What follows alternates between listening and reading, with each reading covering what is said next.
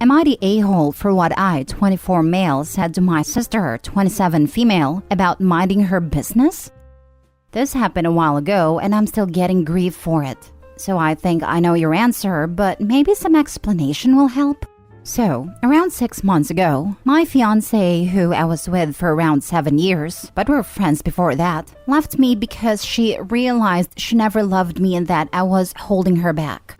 She was not interested in therapy. And I am not in the habit of begging someone to stay, so I helped her pack and dropped her off at a hotel, which is what she wanted and where she asked to be left. About a month ago, she called me crying in the middle of the night to say that she had made a mistake and wanted to come home.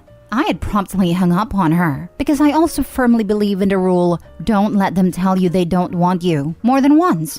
Apparently, my family didn't get the memo because for a while after that, my family, particularly the older women, had been pressuring me to hear her out. And even going so far as to tell me her side of the story and how she had a breakdown and it didn't have anything to do with me. Blah, blah, blah. Don't buy it. My sister recently called me out of the blue and started talking to me about how I don't want to be the reason for anything bad, so I should call and talk to my ex. I tried to brush it off, but she kept saying things like, well, you don't want it to be your fault is all I'm saying, and stuff like that. I didn't like what she was implying, so I admit I snapped and said something not so nice. Something kinda like, maybe you should worry about your own relationship. I mean, God knows it takes all of your mental fortitude to keep your pants on. Which is bad, because her first 2 marriages ended due to cheating on her end. After a moment, she started crying on the phone and kept saying, I can't believe you would say that, and that's so cruel. You don't know what I went through. I replied something like, and that's why I usually stay out of it. You know, try to mind my business. Apparently, that isn't even close to the same thing. And since then, I've been getting yelled at by all the women in the family. But at least the ex talk has stopped. Am I the a-hole? Not the a-hole. You are not responsible for anything bad happening. She got exactly what she asked of you. To tell someone you've been living life with for 7 years that you never loved them and they were holding you back is pretty powerful. I'm sorry you wouldn't fix that broken trust for me. I would not be surprised if she already had a backup plan, that plan being another person, and it didn't work out. Now she realizes she took her life for granted and ended a good thing. If this was your sister's first attempt at sticking her toe into the situation, I can see why she's so taken aback. But it sounds like all the women in your family are acting as a team, so she knew what she was getting herself into. Exes blamed her exes for why she cheated on them. She's also blaming Opie for ex leaving him, not the a-hole. Ex made her choice. Opie wants to move on. End of story. If there is an insinuation that the ex would harm herself, then you need to tell your sister to call 911, not you, not the a-hole. I'm of the opinion you should call every time someone tries to use that line to manipulate you, even if you know they'd never do it. Hopefully getting the cops involved enough times will make them cut that nonsense out. I can just imagine the sister spluttering over the line if Opie was like, wait, really? I'm gonna call the cops because I'm afraid she'll hurt herself. It's effective. Had a friend keep someone on the phone while their mom called the police in another state. Because if it is real, they need help. If it's manipulative, then they made their bed. Yep, my ex did this to me, in writing, the day before a divorce proceeding. I responded with a link to a mental health line, told her she should call them if she felt like hurting herself, and called her sister and related, and said, I'm done with it. It's on you. I'm not getting involved. Printed out the transcript and had it for the judge to see. Ex had a restraining order out against her for assaulting me, and we made a nice record of her manipulation on the record in court. Sadly, it didn't move the judge in the least, but I did get a formal, I was only doing it for attention, and a good, don't do it again or I will move for full custody of the children. It was a regular part of our interaction for many years. Been over a year now and not a peep. Next story. Am I the a-hole for not moving on fast enough for my late fiancé? I, 27 female, have twins, 3 male and 3 female. For my late fiancé, I'll call him Noah. Noah and I met when we were 16 and got engaged when we were about 24. and shortly after, we found out that I was pregnant. However, Noah died in a car accident not too long after.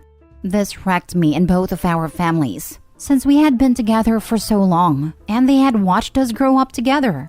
Noah was his mom's only child, and she had him at a young age, so they were very close. The whole family helped raise Noah when he was young, and when Noah and I started dating, we always had our weekly dinners with just the three of us. His mom and I became really close, and even closer after Noah's death. Her and I continued those weekly dinners, and I included the twins when they came along. My current boyfriend of 10 months, I'll call him Rick, has recently told me that he doesn't like how close I am with Noah's mom. He doesn't like our weekly dinners and thinks that only the twins should go. He doesn't like that I still have pictures of Noah and I in my house. Rick doesn't live with me and the twins, just spends nights, and doesn't want me going on vacation with Noah's mom and her family. I've been going on vacation with Noah's mom and her family since I was 16, and I continued to go even after Noah's death, with the twins. It never really came across my mind to stop going, because I love Noah's mom, and the twins love spending a week at a beach with their grandmother and the rest of the family. I told him that the pictures stay, because he doesn't live here, and the twins love looking at the pictures of their dad. Then I told him that it's too late to back out of the vacation, and that I enjoy spending time with Noah and his family. He then told me that I'm not a part of Noah's family, so I have no reason to go, and that I'll never be part of the family because Noah and I never married. I was taken aback by this, and told him to get out. I called my parents and told them what happened, and to my surprise, they agreed with him. They believe that I need to start pulling away from Noah's family, because again, I'm not a part of it, and I never will be. They said that I don't need to be rude to them or anything, but I shouldn't be going on vacations, having dinners with his mom, or going to family gatherings, and that I need to start a new chapter of my life, one where Noah and his family aren't in it, because I'm taking too long to move on from Noah. Then Rick texted me, saying to contact him when I'm actually ready to be in a relationship with someone who isn't Noah. I really don't know what to make of this. I thought I moved on enough. I know that Noah and I will never be married, and I've accepted that. I just still see his mom as a mother figure because I've known her for so long, and the twins love her. She was one of the only people who knew how I felt when Noah died, and I don't know what I would do without her. Am I the a-hole? I'm not a part of Noah's family. Yes, you are. You're mother to the grandchildren of her dead son. Pretty much family in my book. Not the a-hole. Thank you. I've always viewed them as my family, but this whole situation had me second-guessing that. They will always be family, Opie, at least as long as you allow them to be part of the twins' lives. They will always be present and will interact with you and the children. Is there any reason why your parents resent them so much they want to make you cut contact with your children's family? How would they feel if they were the family being kicked out of your twins' life? I guess they won't care because they are not family and will never be. Rick is a jealous, controlling a-hole. Please be careful when he is around your kids and what he tells them. Only 10 months dating and demands you to cut contact with family is a big red flag. But whatever. Not the a-hole, Opie. But please, for your children, don't deprive them of a healthy relationship with people who knew their dad and loves them a lot. You and Noah would still be together except this horrible tragedy. Not the a-hole, and I would move on from Rick. Thank you. I don't think I'll be contacting Rick anytime soon. Don't contact him ever again. Next story. Am I the a-hole for not waking up my boyfriend for work in time, even though I could? My 29 female boyfriend, 35 male, has been living with me since he landed his first engineering job 2 months ago. I have been the one to wake him up several times when I notice he's sleeping in. He has his first alarm at 7, then one at 7:10. He has to leave at 7:45 max if he wants to get to his workplace by 8 a.m. I work from home. I'm a freelancer, so I have no need to wake up that early. On the times I realized he hasn't moved from bed and it's past 7:30, he would really get mad when I woke him up, yelling, "Why didn't you wake me up sooner?" Today I woke up at 7 a.m. by his alarm clock as we sleep together. He woke up, turned it off, and went back to sleep like he usually does until the 7:10 alarm. Then he turned off the 7:10 alarm and went back to sleep again. I wasn't really paying attention to the time, but I was using my phone as some clients were texting me already. I kept looking at my boyfriend from time to time, and he would open his eyes at me, smile and nod, then close his eyes again. Here's where I might be the a-hole. I checked the time, and it was already 7:37. I look at him calmly. He smiles, and I ask, "Do you know what time it is?" To which he answered, "Probably 7:25 or so." Then he took his phone and saw it was 7:37 and rushed off to the bathroom, slamming the door. As he was putting his clothes on, he was arguing, "It's an a-hole move of yours to not tell me what time earlier. Because of that, I'm going to be late and will leave without even brushing my teeth." I told him that I didn't mean to make him angry, but that being on time for his work isn't my responsibility. To which he said, "If you are awake and capable of helping out, but you decide not to, then you are an a-hole. I get that we are a couple and should help each other, and he's the one paying for all the food and half the bills. So the last thing I want is for him to lose his job because of tardiness." I was not troubled about being an a-hole until the moment he retaliated back at me in a pretty nasty way. Before leaving for work in a rush, he blew his nose on my favorite towel, leaving boogers on it, and said, "You have that white towel on the bathroom to make it look pretty, right?" He's in general a very good partner, so I was appalled that he would retaliate like that, which made me rethink if I should just keep waking him up if he sleeps in, as I'm already awake and I'm capable of doing it. Now for the comments. Not the a-hole. He is an adult and is capable of getting out of bed on time. I would tell him if he ever retaliates in such a disgusting manner again, that he will be packing his bags and leaving. That is not acceptable behavior under any circumstances. He is punishing you for his inability to get himself up on time. This type of abusive behavior will escalate. He is teaching you that you will be very sorry if you don't do what he wants. This is definitely a hill I would die on. I ain't nobody's mama. If you can't manage to hold down a job without me holding your hand, we'd be done. Not the a-hole. He's snapping at you and blaming you for his childish behavior. You didn't sign up to be his mommy. When your alarm goes off, you get up. You don't put the burden of waking you up on your partner. Boyfriend is an a-hole. I have a really hard time getting up in the morning, so I also have to set multiple alarms. But I'd never get mad at someone for waking me up too late, because that's my fault. I'd be happy they didn't let me sleep in any later. Is he 35 or 12? Cause he sounds like a child. I just leave him sleeping until he wakes up. If he wants to get fired, that's his choice. There's a morning I hate my alarm, but get my butt out of bed anyway because I'm an adult and I have to work.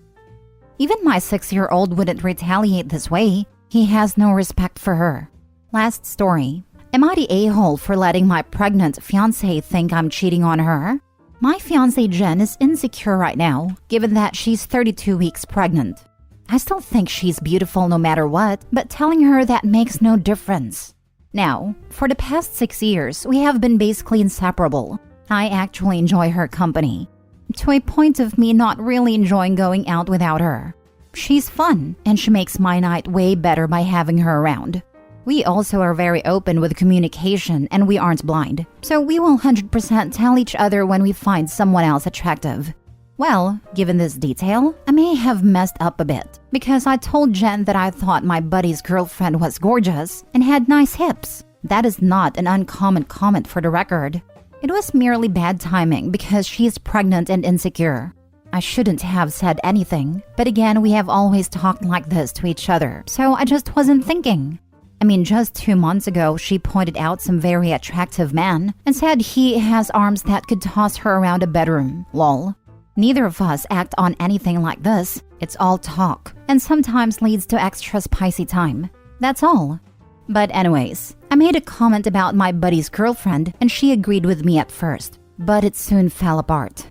See, I go to my buddy's house quite often and she's always invited, but she's been declining because of being uncomfortable. The baby is on her sciatic nerve, or saying she doesn't want to really be around people because she feels gross. But she did go with me 2 days ago, and I guess I let my eyes wander a bit and she noticed, which I didn't. She asked me to bring her home and was being super quiet. And when I get it out of her, she say, "You told me she's gorgeous and has nice hips. And then you guys eyeing each other in front of me." I asked what she was talking about, and she openly said, "Are you sleeping with her? 'Cause you're there a lot."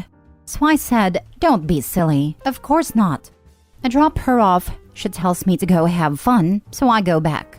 When I get home, she was in bed and distant.